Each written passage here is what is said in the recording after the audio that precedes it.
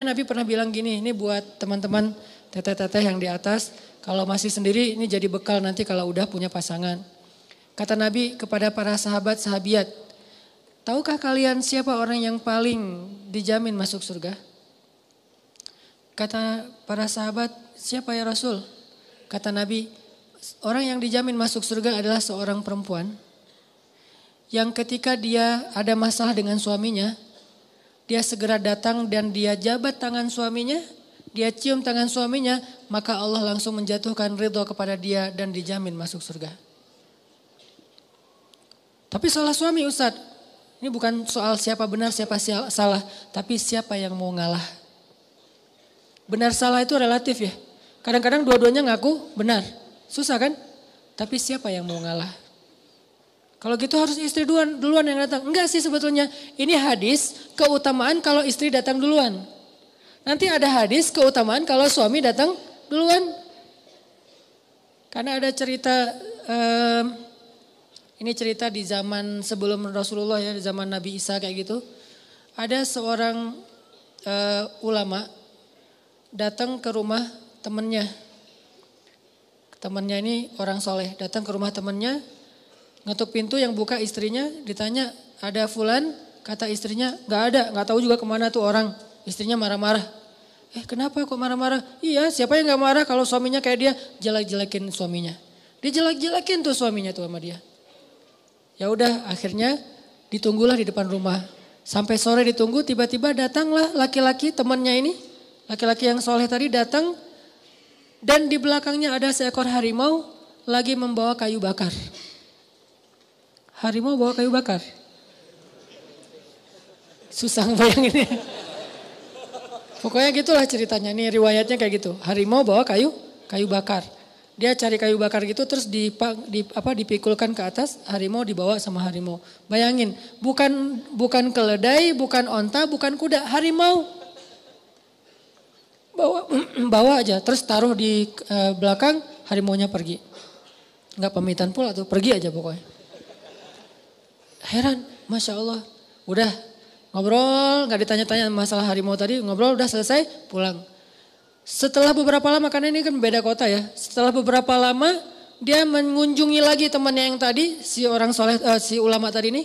Ngunjungin, gak tahu berapa bulan, berapa tahun. Ngunjungin, dan pas dikunjungin ketuk pintu. Assalamualaikum, waalaikumsalam, dibukain oleh istrinya. Tapi beda. Ditanya butuh siapa, cari Fulan bin Fulan, benarkah ini rumahnya? Oh iya dia suami saya lagi mencari nafkah, bisa tunggu sebentar di sini? Oh bisa, gimana suami kamu? Disebutin kebaikan-kebaikannya. Gak lama ditunggu datanglah laki-laki soleh ini memikul kayu bakar sendiri, udah gak ada lagi harimau yang tadi. Ditaruh, ngobrol, akhirnya orang ulama ini nanya, saya penasaran, mana istrimu yang dulu? Terus gimana kejadian si harimau? Kata orang soleh, ya istri saya yang dulu sudah meninggal dunia. Terus harimau, dulu Allah menguji saya dengan seorang istri yang durhaka. Istri yang banyak mengeluh, istri yang menjadi ujian buat saya. Tapi saya bersabar sehingga Allah memberi saya harimau untuk membantu saya dalam pekerjaan.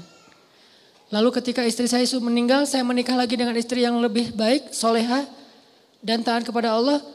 Dan dia membantu saya, dia memuji saya, dia menghargai saya. Akhirnya Allah tidak mendatangkan lagi harimau itu untuk membantu saya dalam mencari kayu bakar. Pelajarannya di sini apa teman-teman? Kadang Allah memberi kita satu masalah lewat seseorang. Di waktu yang sama Allah mendatangkan orang lain yang luar biasa untuk menolong kita dari cara yang berbeda. Lalu ketika Allah cabut masalah ini, maka Allah cabut juga penolong dalam hidup kita. Biasanya itu satu paket. Fa inna ma'al usri yusra. Itu salah satu maknanya. Begitu Allah kasih kita usri, di waktu yang sama Allah kasih kita yusra. Pasti tuh. Cuman kan kita fokusnya ke usrinya ya, ke kesulitannya. Gak fokus kepada kemudahannya. Setiap kali Allah kasih kita kesulitan, di waktu yang sama Allah lagi menurunkan dari langit yang sama kemudahan untuk kita. Kayak gitu kaidahnya. Lalu ketika kesulitannya dicabut, maka kemudahannya dicabut. Pelajaran yang berhubungan dengan pasangan tadi adalah kadang ketika seorang suami menyadari tentang keutamaan memaafkan istrinya, datang memeluk istrinya, membujuk istrinya, Walaupun dia ngerasa bahwa harusnya istri yang datang ke saya, tapi kok saya yang datang ke dia, maka berarti dia melakukan sesuatu yang lebih utama daripada yang harus dia lakukan. Kan dalam Islam itu ada amal yang harus dilakukan, ada amal yang sunnah dilakukan ya. Ada yang wajib, ada yang sunnah. Yang sunnah ini nggak harus, tapi pahalanya luar biasa. Atau ada yang harus dilakukan, ada yang nggak harus dilakukan tapi dilakukan, maka dia mendapatkan pahala yang luar biasa. Contoh, perempuan kalau mencari nafkah lebih besar pahalanya daripada laki-laki. Dalam kondisi suaminya tidak mencukupi nafkahnya. Pahalanya lebih besar. Seorang suami menjaga anak atau ngepel, nyuci piring, nyuci baju segala macam setelah dia pulang bekerja, pahalanya lebih besar daripada kalau itu dilakukan oleh istrinya. Jadi yang bukan tugas kita kerjain, itu menjadi namanya ihsan. Bukan cuma amal soleh tapi ihsan. Dan ihsan itu di atas amal-amal soleh yang lainnya. Apa itu ihsan? Sesuatu yang tidak perlu kita lakukan, bukan bagian kita tapi kita lakukan. Itu luar biasa pahalanya. Termasuk seorang istri, misalnya tadi mencari nafkah untuk anak-anaknya karena suaminya nih nggak pandai mencari nafkah atau emang nggak bertanggung jawab dalam mencari nafkah. Maka ibu ini pahalanya double daripada yang dilakukan oleh suami. Begitu juga suami ketika memaafkan istrinya, membujuk istrinya, membahagiakan istrinya padahal istrinya yang bersalah, maka dia mendapatkan pahala yang lebih besar daripada istrinya datang duluan untuk meminta maaf. Masing-masing diberikan kebaikan. Belum lagi nanti teman-teman ada hadis. Hadis ini gara-gara diriwayatkan tuh gara-gara Hasan Husain pernah ribut. Hasan Husain kan cucu Nabi ya, soleh dua-duanya. Tapi namanya manusia kadang beda pendapat. Ribut nih, sampai putus silaturahim gak ngomong 2 hari apa 3 hari gitu antara Hasan dan Husain. Akhirnya setelah seharian apa 2 hari gak ngomong, Hasan datang kepada Husain bilang, maafin saya kalau saya salah dan saya maafin kamu kalau kamu salah. Udah damai.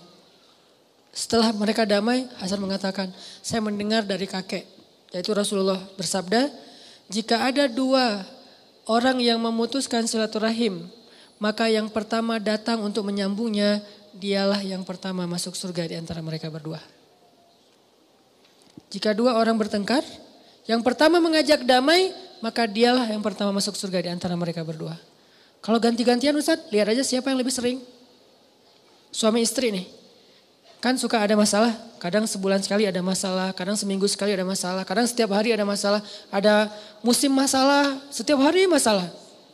Karena ada musim-musimnya nih. Musim lagi nyaman, wah setiap hari tuh ada kejutan, ada hal-hal yang indah, ada musimnya nih. Nah dalam banyak kasus, siapa yang paling sering datang duluan dan untuk berdamai? Maka di antara mereka berdua nanti bisa kelihatan di dunia, dialah orang yang duluan masuk surga. Jadi kalau kita ada masalah sama teman, jangan fokus hanya dengan siapa salah, siapa benar. Tapi coba belajar fokus siapa pengen duluan ke surga. Walaupun kita yang salah, kita yang benar, dia yang salah. Yang penting kan kita pengen duluan masuk surga. Caranya ya udah datangi, sambung silaturahim, ajak damai dengan memaafkan kalau emang dia yang salah. Tapi biasanya dua-duanya salah sih. Walaupun pemicunya salah satunya ya. Tapi responnya jadi makin rame. Akhirnya dua-duanya salah. Udah minta maaf dua-duanya.